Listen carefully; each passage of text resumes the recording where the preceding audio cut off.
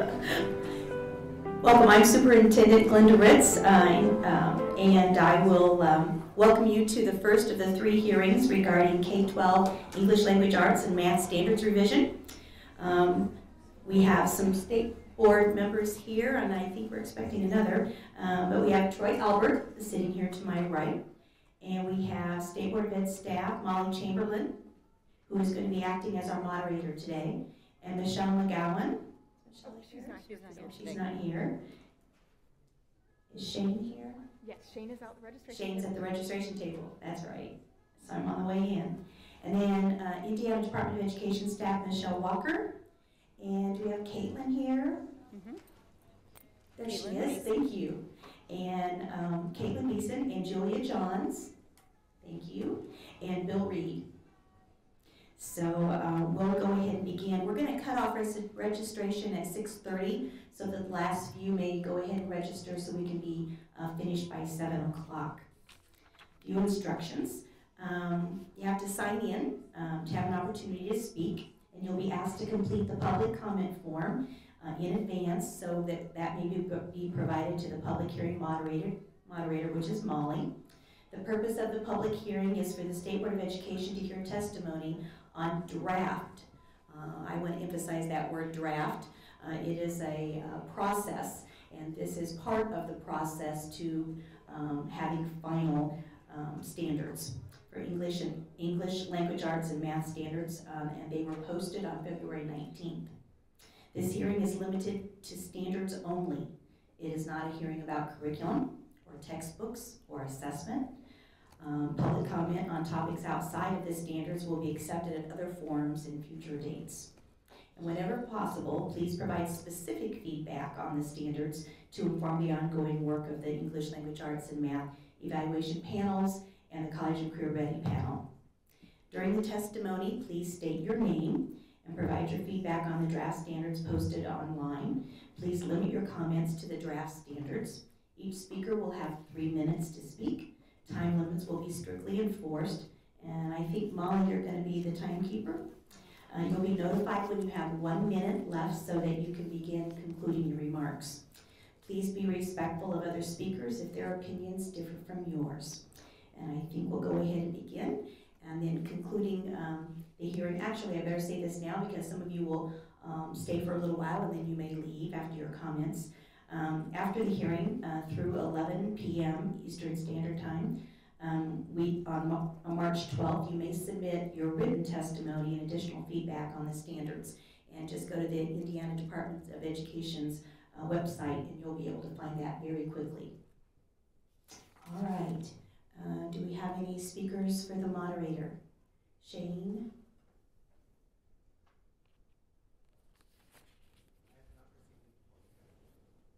So no one wants to speak. You're all here. So I guess we'll wait until we have someone who wants to speak. Perhaps they may walk in a little bit later.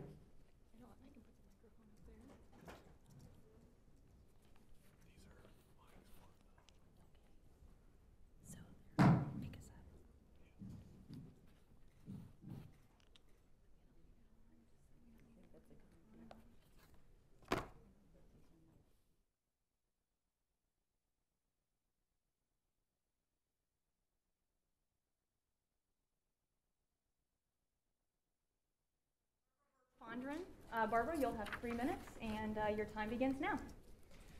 So I'm sure that the panelists worked really hard to try to understand how to support the students of Indiana. I guess my questions have to do with how do we as a community make sure that this decision isn't based on the politics that are happening right now in the state with the Common Core versus, and again, having their own word, and how much more money this is going to cost if we don't go with the Common Core to taxpayers.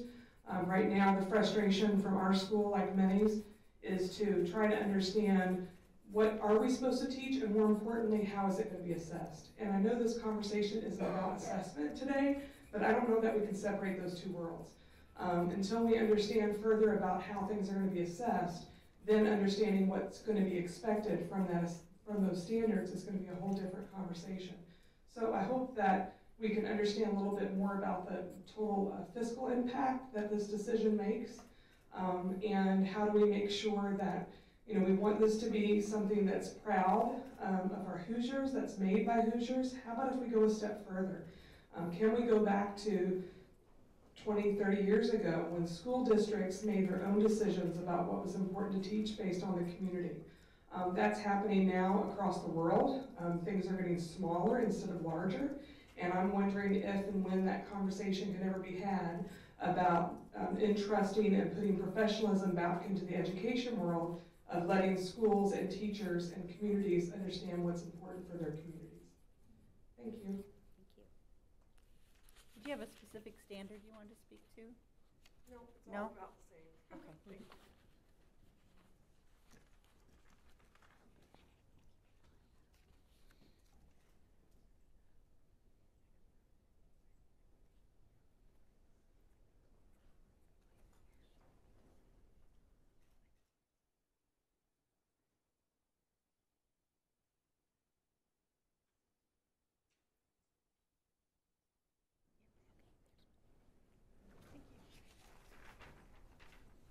Emily Kamenish, you have 3 minutes and your time starts now.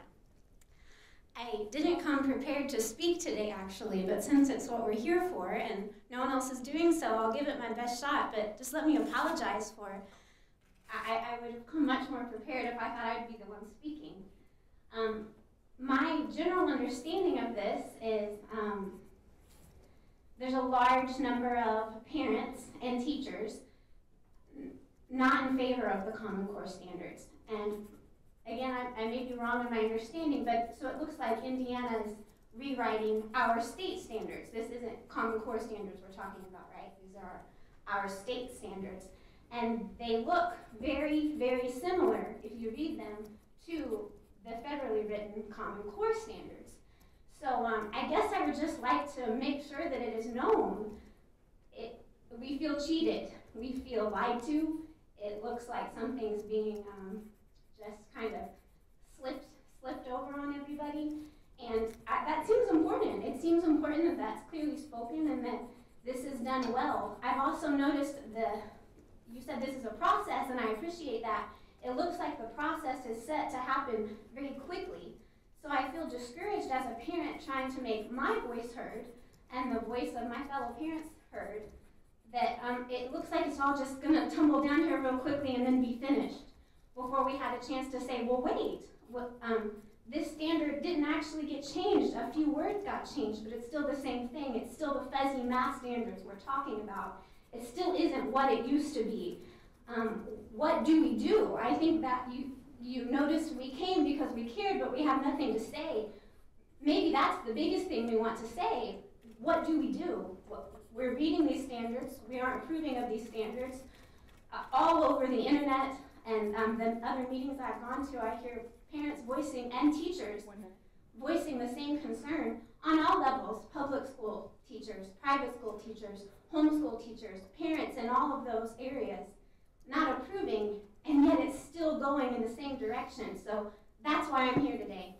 What more are we supposed to do? How can we help with this? Thank you.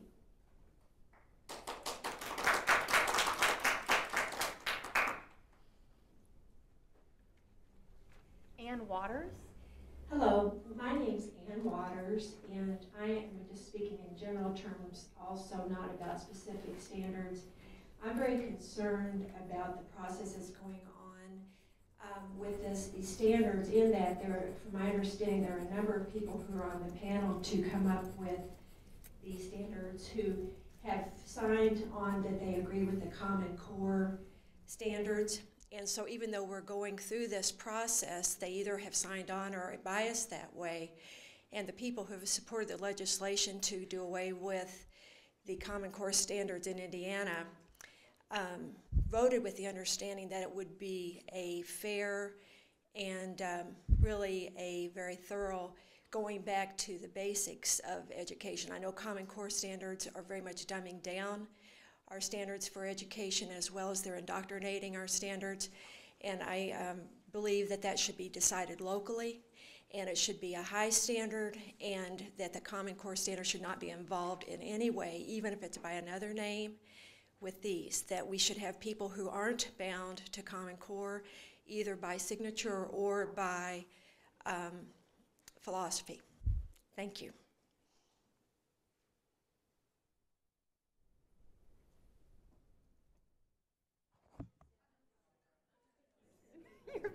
I know we've had some new people join, so if you wish to speak, bring up your paper up to the moderator, Molly, over here, and we'll be glad to take your testimony.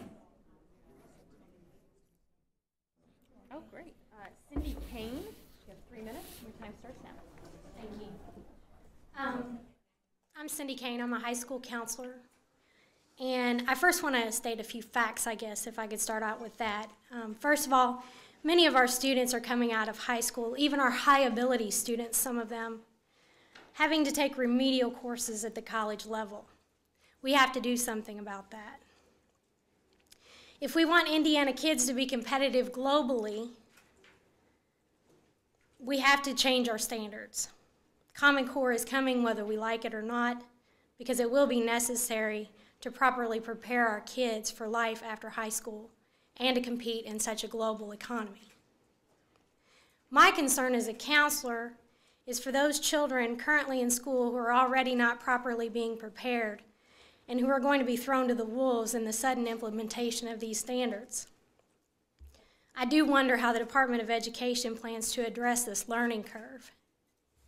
I too am concerned about the implementation of yet more testing that requires educators to again pull students from vital instruction time to prove that they are not college and career ready.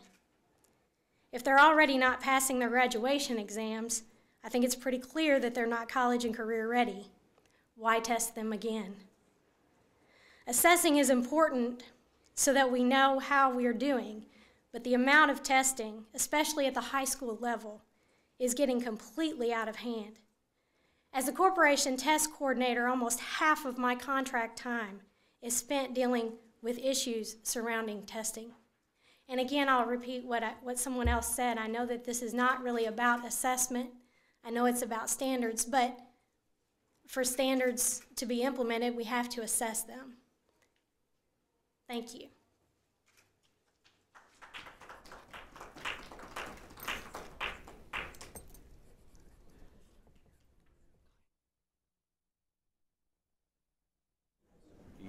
Heather Brown. Heather, you have 3 minutes. But just to give people more flexibility. My name's Heather Brown, and I want to challenge everyone to take a look at the bigger picture. I think that there's a bigger issue that we need to look at here about standardization. If you were talking earlier about globally, the leaders in education are not doing this. They're totally going away from this. So a popular example is Finland. Their Common Core standards are loose guidelines that the professionals can interpret whenever they're teaching their learners. They don't assess them on those loose guidelines until the 8th grade. They do not have standardized tests until the 8th grade, and they're the leader in education globally. So I want to know, why are we still trying to do something that we know doesn't work? If you ask any teachers, any educators, any researchers, we know that standards, high-stakes standards, do not work. So I think we need to be, Indiana's in an interesting position here. We've decided that we want to do something different from the Common Core, and so we could be brave and we could take a stand on this and say we're going to do something better for our nation than what everybody else is trying to do and go along with. So let's have that conversation. Let's talk about how are we going to educate the whole child. We know that they're more than math and language scores. They're not college ready because all we're focusing on is math and language scores, and we're not educating the whole child. So how are we going to do that? How are we going to be proactive rather than reactive? Let's be the leader in this instead of just reacting to this movement that's happening around the country. And then how are we going to design to the edges? And I think that we all know that kids do not grow at the same rate with all of the same things. They don't walk at the same time. They don't talk at the same time. So why are we demanding that they can multiply at the same time? Our standards need to adjust to every child. They need to be for the kid who's really stellar in math and who struggles in language. language, and the kid who is really stellar in writing but may struggle in science, we need to design to the edges because we all have different strengths, we all have different goal areas. So how are our tests and our standards going to do that? Thank you.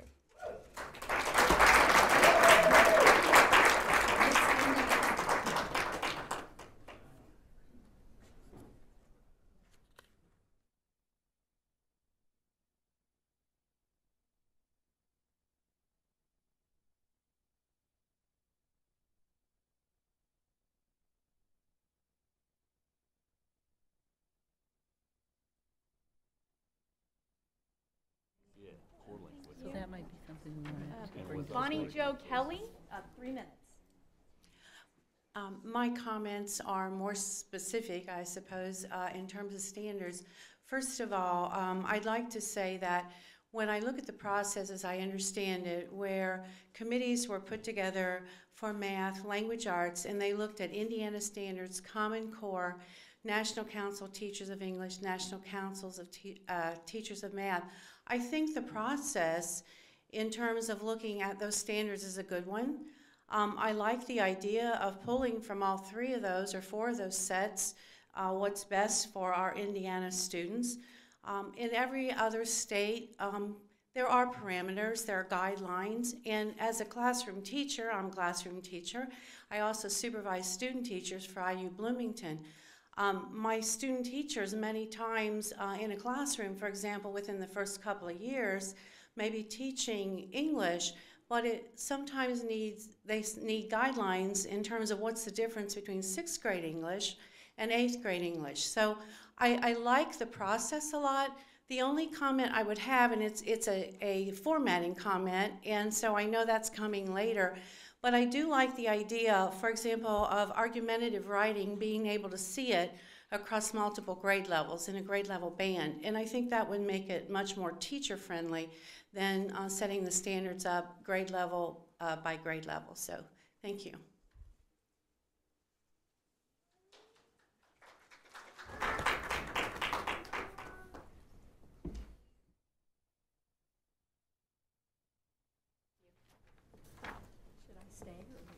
Oh, Diana Hadley. You have 3 minutes, Diana. Thank you.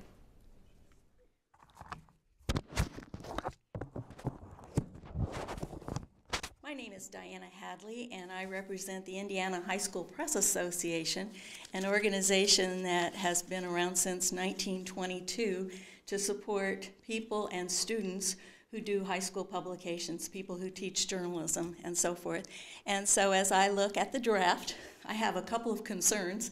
One is that I don't know where journalism falls in this. And journalism teachers from the Indiana High School Press Association have a long history working with the Department of Education, crafting the journalism standards. In fact, we had a long time just doing the first set that were approved. We started in the spring of 2003, and it took 4 years and 4 months. During that time, we tweaked. We wrote them long, we wrote them short, we wrote them with bullets, we wrote them without bullets. We had them reviewed, we waited for months, and in the end, we had a positive result. We've enjoyed working with the current Department of Education on a number of initiatives, and then we were kind of surprised to see that maybe something was happening that, number one, might not have included us, and might not have given us the chance to provide some resources. One of the beauties about the Indiana High School Press Association is having an endowment that allows us to do initiatives without asking for money. And we have teachers, some of whom started as English teachers. I think that's our connection in many cases, and inherited a newspaper or a yearbook and learned that their yearbook and newspaper kids were learning to write better, faster than their English students. And so we have come to believe that we sometimes call it 21st century English. It's really media literacy, mass media. We see these as ways to help the English curriculum, and we would be so happy to be involved in helping other teachers do that. And we just hope that this process doesn't go so fast that we can't help. Thank you very much.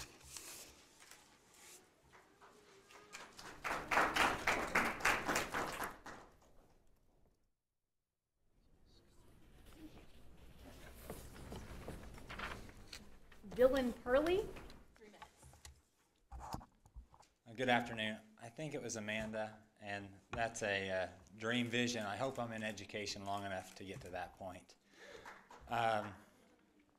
First off, I've been in education already a long time. It's almost been a decade. And in that time as an educator, I've been presented with 3 varying sets of standards. 2004, I was a teacher with state standards. 2009 came along, Common Core. Then we paused it, and here we are with a draft of new Indiana CC standards. A couple of questions there. While paused, who was left behind? While transitioning to these new standards in the future, who will be left behind? I'm certain this means a new assessment, as that's been touched on already, to go along with these standards. Perhaps that will be the core link, which I already have scheduled on my calendar before the final approval date of these new standards.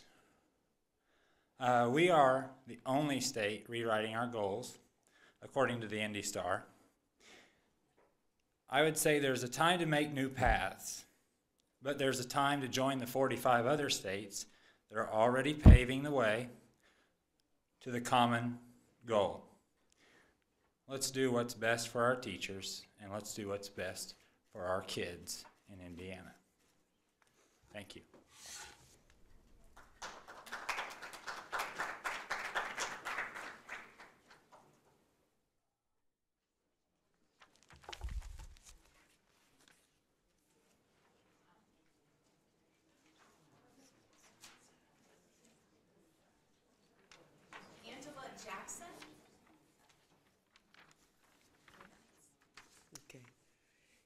Hello, I'm really happy to be here. Whether we sit up for or against the common standards is not the issue. I think the main concern is that our children are our most precious resource we have as a community, a nation, and thus the world. We're looking at a global economy where the United States is lagging behind consistently for the past decade. From being among the top 5, they've fallen below those standards. So my question is to all the educators as a parent and an advocate for our children, who are the most precious resource we have. My children have completed K through 12. My children went on to college. I have one graduating in May as a biochemistry pre-med students. My question is to all of us here, how do we address the disparity as well as the culturally biased standards that are throughout our national education system? How do we take in the growing numbers of people of color and address the multitude of culturally biased standards that have been imposed on us? How do we approach a global economy? My friends and colleagues, we travel the world. When we go to Brazil, Africa, Europe, and we take into account the sophistication of their economy and the various aspects that they're addressing and developing us as a diversified as well as integrated, holistic being with all the knowledge and tools and resources we have in this country, we should be able to turn out students that are ready to enter the global market. The global economy, as we know, is shifting right before our very eyes. So my question to us is, how do we take into account all these various integrated disciplines with a focus on STEM on a global level, including our alternative, environmental, sustainable issues that are currently upon us? Thank you.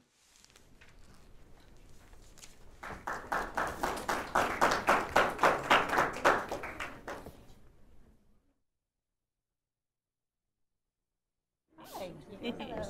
Hello.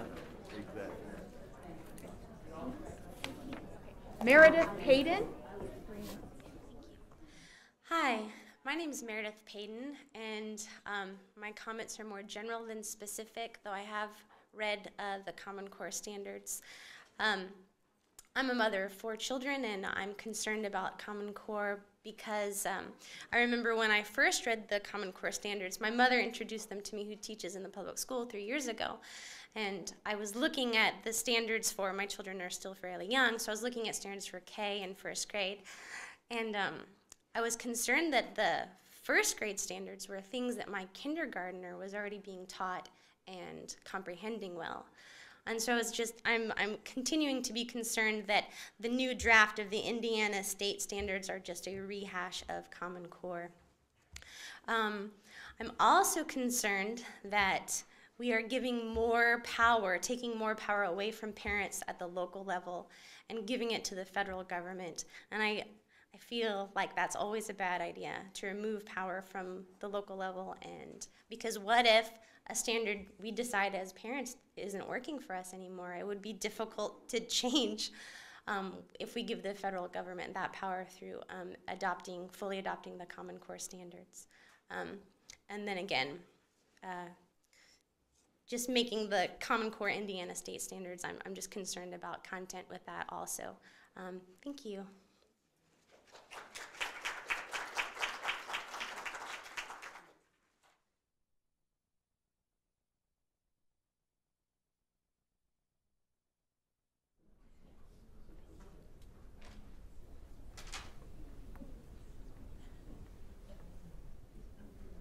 Debbie Woolsey.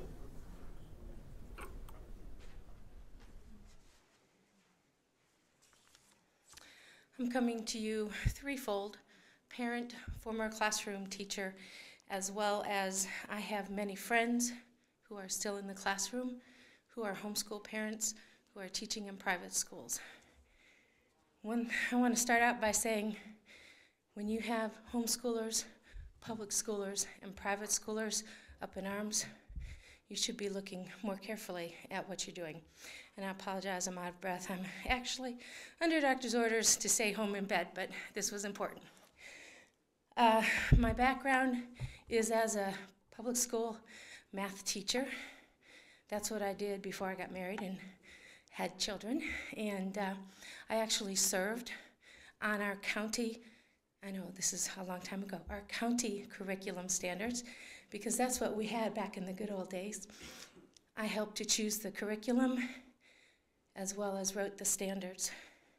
I'm going to specifically talk about the elementary math standards because that's where my background is. Although I am very concerned about the high school stuff because I do have a sophomore in high school. The new standards have 66 individual strands that deal with computation of math procedures. 55 of them are identical, word for word, to Common Core. And I know we're going to claim that these are Indiana standards. Let's face it, they're not. You're trying to pull the wool over the eyes of the parents and the teachers, and it's not working. The same methods and the strategies that started this debate are still present and slightly enhanced with our draft standards. Shouldn't be a surprise to anyone out there because we know that those who wrote the standards, more than half of them, are already biased to Common Core. Let's get some evenness on this committee. Let's start over. The draft did not focus on improving the weaknesses of the Common Core. Instead, it just made a weak attempt to tweak Common Core standards. We don't need that. We need to put the power back into the hands of the parents and the teachers. We know what we need for our children. Washington doesn't, and Indianapolis sure isn't doing a very good job right now. These need to be rewritten and more public input. Thank you.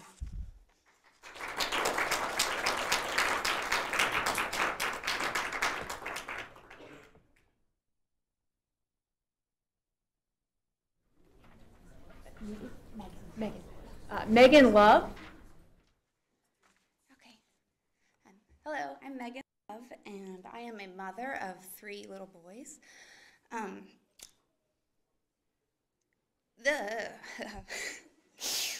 It concerns me greatly to remove the control from our local communities, and particularly from the classroom teachers. To have standards written by people who have not seen your classroom or seen these students in such a specific and detailed, minute way, when a school encounters a specific problem, they are unable to address it. I have tutored for Sylvan through No Child Left Behind program within the local schools, where we went into the local schools and tutored students who were not up to the scores that they needed to be. Many of these students were not passing the tests because of a language barrier. They weren't passing math because they could not because they didn't know their basic facts, but because they could not read the word problems. And that is something that a community can address. That is not an issue in every single school district. But with a set standard that everything is coming down and everything is going to operate in this way, then this school in this neighborhood cannot address that issue the way the school in this neighborhood needs to.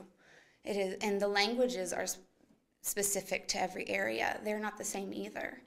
I also have concerns with literature. I have a degree in secondary ed, and while I currently stay home with my boys, I am deeply concerned with the literature that they would be provided with at upper levels.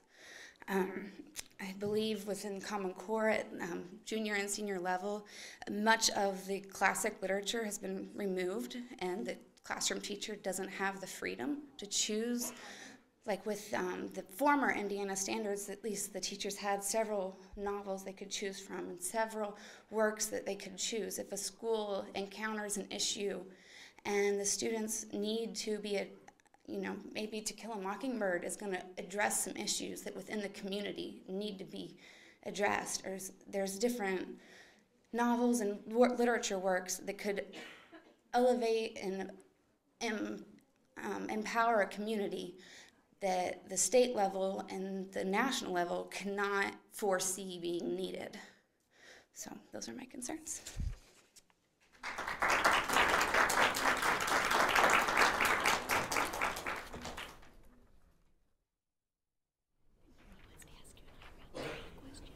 It's a general comment.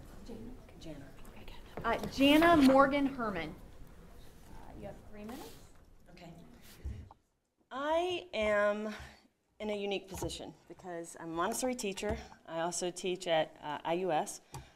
I also teach teachers. So I see education from children who are 3 years old all the way up into college. And I think that all of us as parents understand, and as teachers in classrooms we understand that all children are different, and that to believe that there is no bias in the questions and the standards themselves we just have to know that that's not true. The kids that grow up in Floyd's Knobs do not have the same information walking in the door in kindergarten, or I should reverse that. The kids who grow up in downtown New Albany do not have the same information as the kids who grow up in the Knobs.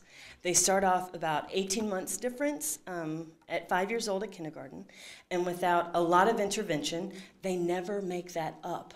And so to believe that these tests are fair at all is just not true. They aren't fair. And I'm really sad that we are spending all of this money. It's so interesting. We're spending all of this money to design new standards instead of taking all of that money and putting it in early childhood education, where we know research shows that you can make up all of this difference. And I think that parents are not aware of how big the difference is, and it's really until parents decide that they are going to refuse to do this anymore and they're going to demand that the money that they pay for education and taxes goes toward really making our entire nation better, because when the least of us is served, then we all get better, that we're not going to see a big difference. And I keep thinking that as long as we continue to do something that isn't working, and we're working to make something that doesn't work, we're wasting our time. And not only are we wasting our time, we're wasting our money. And I hope that people start to believe that it doesn't matter so much about those scores. You want a kid that is a critical thinker. That's what businesses want. When I teach college, a college kid comes in and they say, what's the right answer? And I'm like, I'm a literature teacher. Prove to me you have the right answer. And they break down in tears because they just don't want to get the wrong answer. We need kids that think. And so we need to stop telling them there's only one way to answer questions. And we need to start telling them, what do you think? Think about it. How would you solve this problem? And parents need to support that. I know teachers want to support that. So I hope that at some point we can all start baby stepping that way. And I hope y'all enjoy the rest of your time here because it's super fun. That's all I got.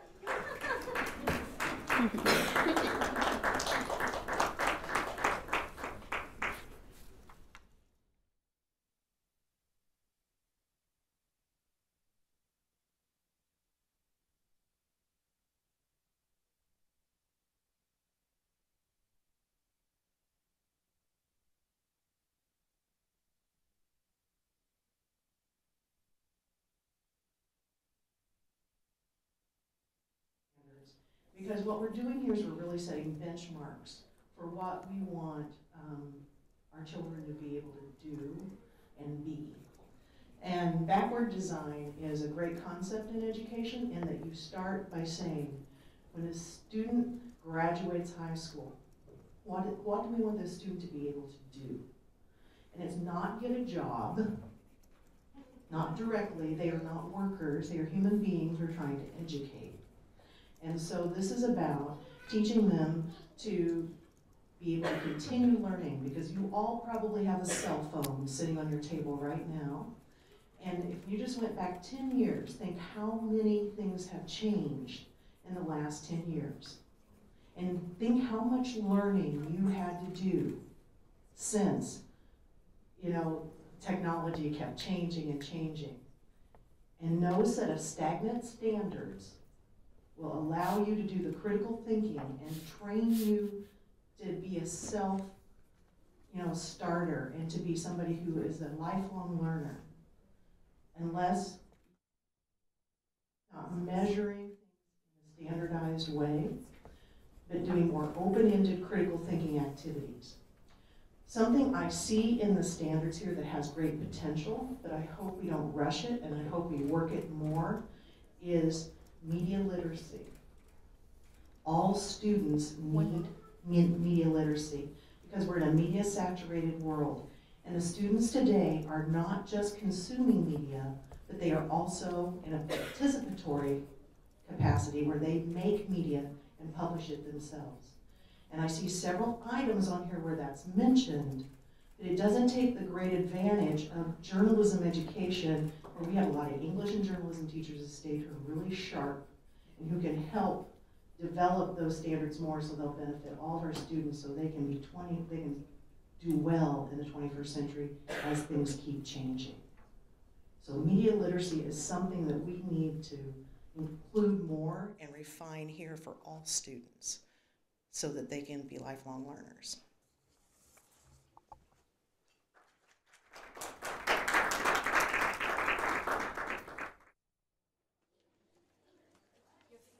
Very good. Good afternoon. My comments this afternoon center on 2 points. One, the contrast between the development of the Common Core state standards and the development of Indiana's replacement standards. And 2, the loss of commonality that will come with moving Indiana away from the same standards formerly adopted by the vast majority of states. To my first point, the development of Common Core state standards can trace its origins to the 1990s and the founding of ACHIEVE, an independent, nonpartisan, nonprofit education reform organization dedicated to working with states to raise academic standards and graduation requirements, improve assessments, and strengthen accountability. From Achieve's creation in 1996 by a bipartisan group of governors and business leaders, to its partnering with the National Governors Association and the Council of Chief State School Officers to develop the standards, to the Indiana State Board of Education unanimously voting to adopt the Common Core state standards on August 3, 2010, through the implementation of those standards until they were paused last year, countless energies and dollars have been spent producing a somewhat unprecedented in its collaboration result. This coming together for the common good is evidenced by the abundant statements of support for Common Core, ranging from the American Council on Education, the College Board, the National Parent-Teacher Association, the American Federation of Teachers, the Business Roundtable, the National Association of State Boards of Education, the National Education Association, and the United States Army, among others. By comparison, the alternative to Common Core that is before us has been assembled over the last few weeks, with little of the collaboration alluded to above and none of the endorsements. This is no reflection on the dedicated professionals tasked with pulling these new standards together, but it is a reflection, in my opinion, of the politics over outcomes environment they worked in. I would ask how, under such an abridged timeline and environment, the breadth and depth of these alternative standards could compare to Common Core. One possible answer was given in this Saturday's Courier-Journal when it was stated that the new education requirements include a mix of Common Core and former Indiana standards, but largely will remain the same. If that is truly the case, then the follow-up question I would ask is why then deviate from Common Core at all? To my second point, considering the many low-income students who move from school to school, as well as other somewhat more transient population groups like the thousands of military-dependent students, the commonality of standards from school to school or state to state intuitively seems to be of value. Almost by definition, the more mobile a student is, and particularly the younger, I would contend, the more difficult it is to assimilate to a new classroom and curriculum. However, if education standards were consistent from school to school and state to state, the acclimation process for that student, their teacher, and their classmates would intuitively be much less difficult. Should Indiana move to its own standards? We encourage you to submit your comments. Okay. Yeah, thank you. Sure, thank you.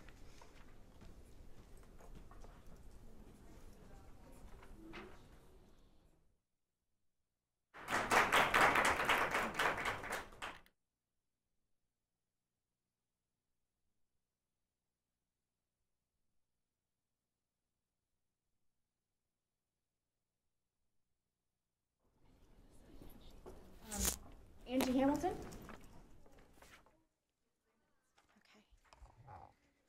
I want to tell you why I'm against Common Core. My name is Angie Hamilton, and I'm just a common mom.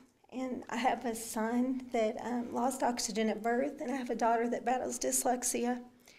And the reason I'm against Common Core is I feel like it stifles the learning process. Children with these types of struggles work harder to achieve things that come easily to you and I. Reading comes easily to me. But when you have a set of standards that says we got to do everything this way and we got to rush everybody through everything, these are the people that get isolated. And I just beg you, please don't isolate these children that don't learn in this cookie cutter, we're going to do it like this. And even so, what if everybody's doing it? Do we do this because everybody's doing it? Don't we tell our children, don't do it because everybody else is doing it? Let's stand up as a state. Let's say, hey, Indiana's not going to do this. My son said something to me one day when I was just trying to rush him through his schoolwork and just let's check this off the list, let's get this done. And he just said, Mom, it's like the tortoise and the hare story. I'm the tortoise. Slow and steady wins the race. We don't have to be like everybody else.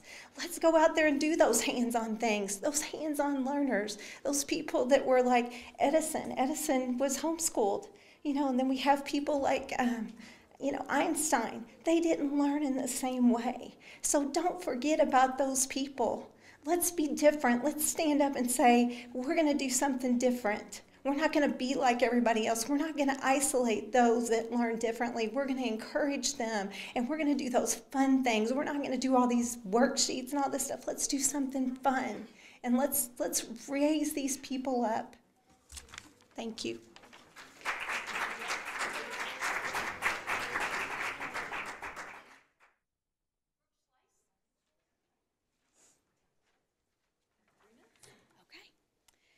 Good afternoon. Today I would just like to comment from the perspective of an educator here in Indiana and also as a future parent and former parent. I have a daughter who graduated high school last year, and I also have a preschooler who will be starting kindergarten in our public schools in the fall. I just want to say that no matter what standards we adopt or go with, I hope that they will have the same seamless vertical alignment that we have seen currently out of the Common Core standards that we have in place right now. Under the English Language Arts standards with Common Core, it's amazing to see the way that they build upon each other, starting at the kindergarten level, standards 1 through 3, how that builds to first grade, second grade, third grade, and on up. Just that seamless alignment has been such a strong, something just strong for us to build our instruction on in our district. We have been implementing these standards along with the Indiana academic standards, and we have found by picking them apart, researching them, that all of our Indiana academic standards actually fall under all of the Common Core standards. So we won't be missing any pieces, if that makes sense. Everything that was listed under Indiana academic standards can be found in the Common Core standards 1 through 10. So I just hope that everything will be as seamless and aligned as they are right now, because the way that our kids' learning builds year to year, we have just shown amazing improvement and achievement from that. And as far as worksheets and being I hear a lot of comments about we have to do this, we have to do that. That is all up to the way that your district and your teachers implement them. We work with our teachers in my district in developing instructional strategies on how to teach these things, and we don't see very many scripted activities or worksheets. It's all very explicit instruction, and we meet the needs of all of our learners through these standards. So thank you for listening.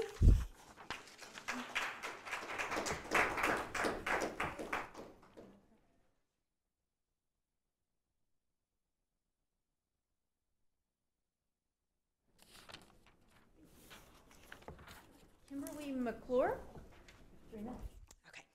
I'd like to speak from several hats. I actually was a special educator for many years, 16, and I've been teaching for 23. I also have 2 daughters that have went through the school system, and I just have to say from my daughters, because I have a senior now, so they've actually finished, and in knowing what I've taught with the special ed and knowing what my daughters have come through, what I've seen the last 3 years in Common Core is it does have a piece that draws all of these standards together in a tight-fitting unit to where we're not teaching so in isolation. And for kids, whether they're special ed, regular ed, or even your high learners, that was far more important than our Indiana standards that were being so independent of each other. So what I've seen in Common Core, and what I'm hoping at least if when we go from that we bring into the standards, is saying let's keep those pieces together that for kids make sense. And I agree with the special ed, it isn't about the worksheets. Common Core to me really put a rigor and an expectation, whether you were special ed, regular ed, or gifted.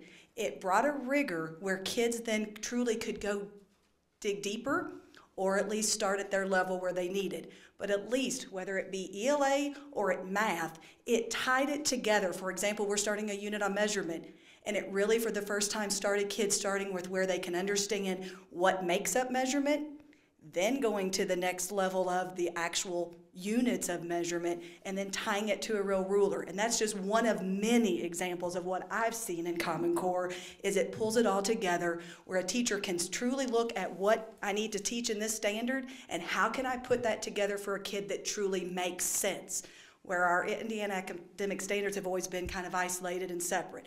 The other thing I've noticed is we have a mobile country, and that's been always one of our concerns, and one of the concerns I have if we stray from this is kids having gaps.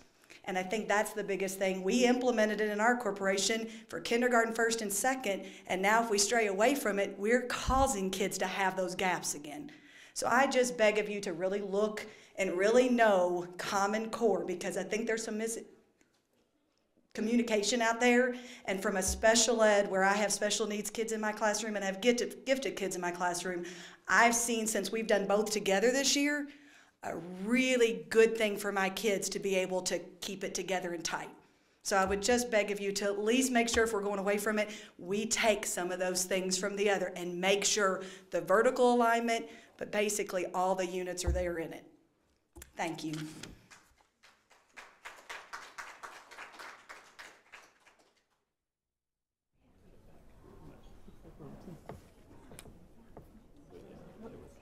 Jackie Roden. Hello. I wasn't planning on speaking tonight, but it's kind of almost seems like I had to after listening to so many other people. Tonight I would like to talk about an actual standard, and we'll start with the kindergarten computation operations number 1 that is on the new standards list. And I was noticing the new standard that was put together is the exact word-for-word copy of the Common Core. Then I was looking at computation-oriented operations number 2. And by goodness, look at that, exactly word for word. And as I was going through the list, there are 4 kindergarten computations operations. And they're all identical, word for word, for the Common Core. What do you know? 4 out of 4. Then looking at first grade, I noticed 5 of the 7, the computation or operations, are identical word for word. So I gave up after that because I know they're all going to be just freaking identical.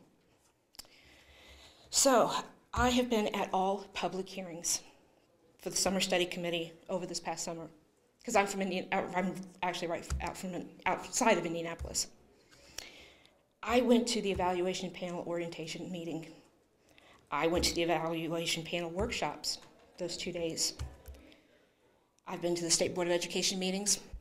I've testified at the State Board of Education. I testified during the summer study hearings. I attended the roundtable this past week. And when the new, I believe it was the new social studies standards were accepted and supposedly vetted by the public and everybody, but nobody knew they were going in until they were on the agenda for the roundtable this week. Okay. So many people that are talking today. Nobody has brought up a standard yet until me, because they never had a chance to have their voices heard. And when I was there during the evaluation workshop, I heard people say, well, we got through the standards so fast because we just took them word for word. I was so upset. People just forgot that I was sitting there and I got to hear all sorts of goodies. A lot of the people that you're going to see tonight are just mad parents or educators who haven't had a chance to actually voice their concerns yet. And I'm afraid that's what you're going to get for Tuesday night and Wednesday night as well. And they also have not had enough time to look through the standards. They took it all word for word because they did not have time to go through it in a proper way because there was too much information. Thank you.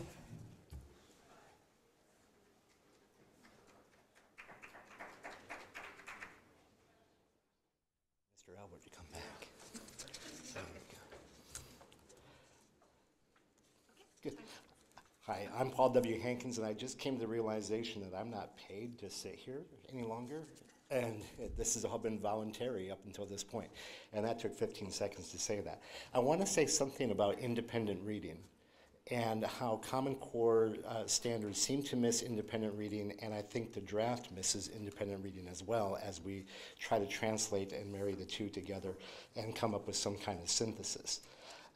What I'm most concerned about is that we do have students who do read, and they read outside of curriculum.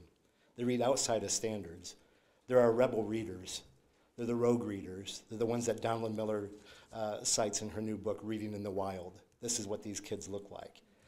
If we can begin to address what independent reading looks like, if we could be informed by the works of Donald Miller, Terry Lassane, Penny Kittle, so many of these voices that are out there, I think we could do a real service to our Hoosier students.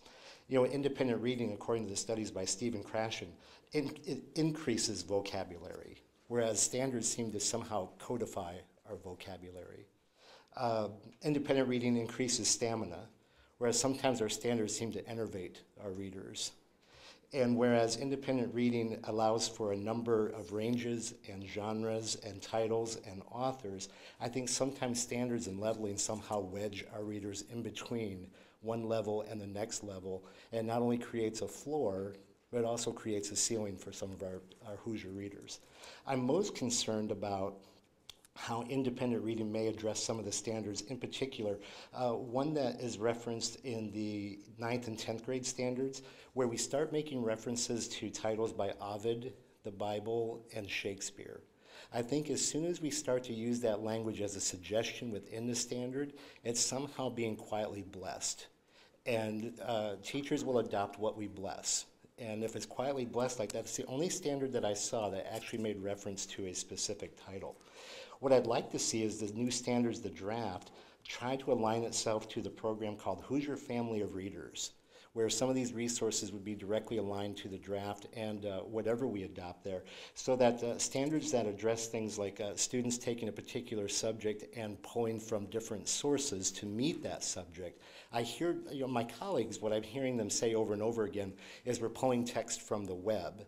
And that's a great kind of reading, but I still think there are rich resources that involve traditional books, traditional titles by authors.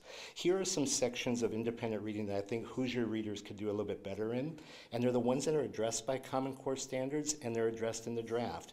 And I think they're the ones that we are kind of missing with our kids sometimes. Real quick, nonfiction, poetry, and media content. Knowing that these are, thank you very much. Oh, and I will. Thank you.